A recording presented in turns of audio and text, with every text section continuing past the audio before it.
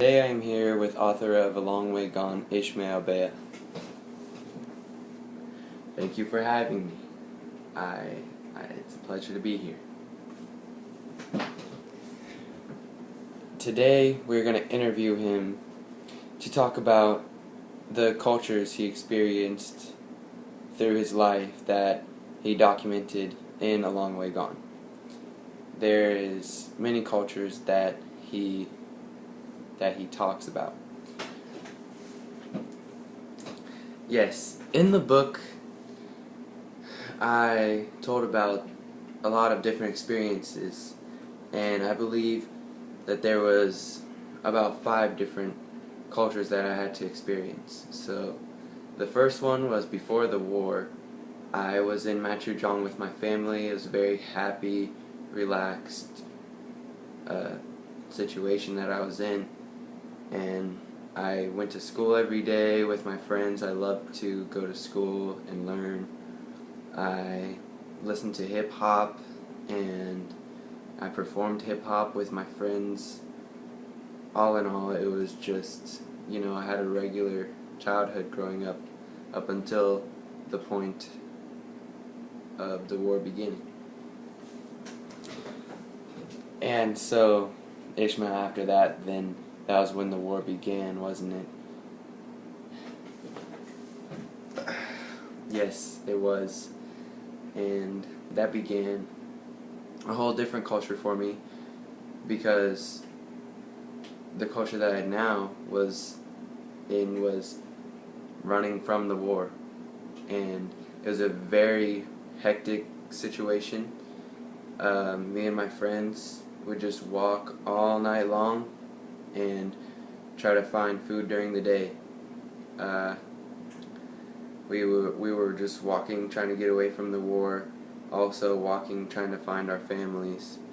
It was very physically and mentally hard, and we came close to being defeated just by the toll of running from the war.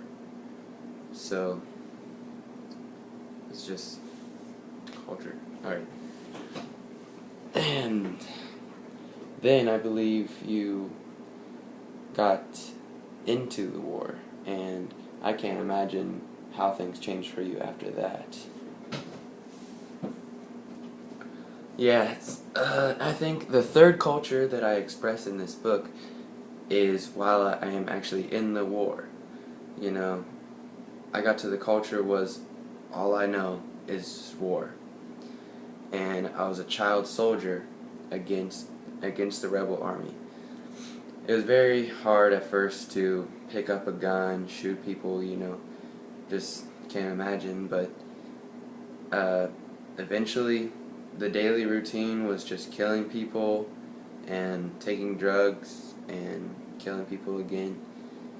So it was, my whole life had changed at that point, and yeah, that's it. And wow, that's tough to even think about, Ishmael. And so, and then after you escape from the war you get away from it by UNICEF just coming and picking you up, right? Isn't that right? Yes. It was, honestly, now I look back on it, it saved my life, but UNICEF just came to my group of Army people, and they just took me out of it and took me to a rehabilitation facility, and I was against it. I was just caught up in the war, and all I wanted to do was war at that point, because that's all I knew.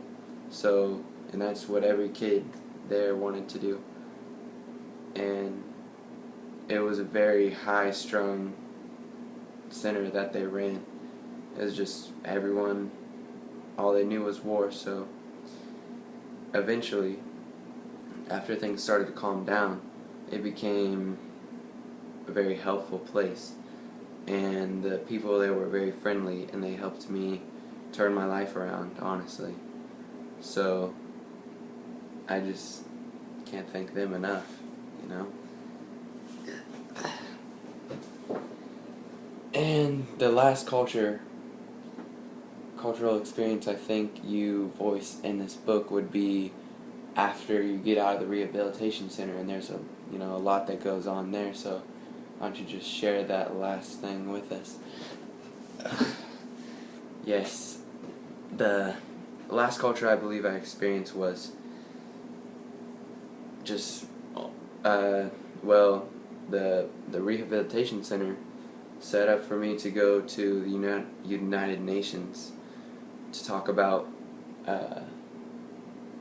the war with other people and in New York. And so when I came back, the war had started up in the city, and right away, as soon as I saw the war was back, I knew I needed to escape, and as soon as I could, I traveled back to New York, and then I lived a peaceful life ever since then. So that is that. Well, Ishmael, thank you for being here today. That took a long time to explain all those, so sorry. You guys have to watch this.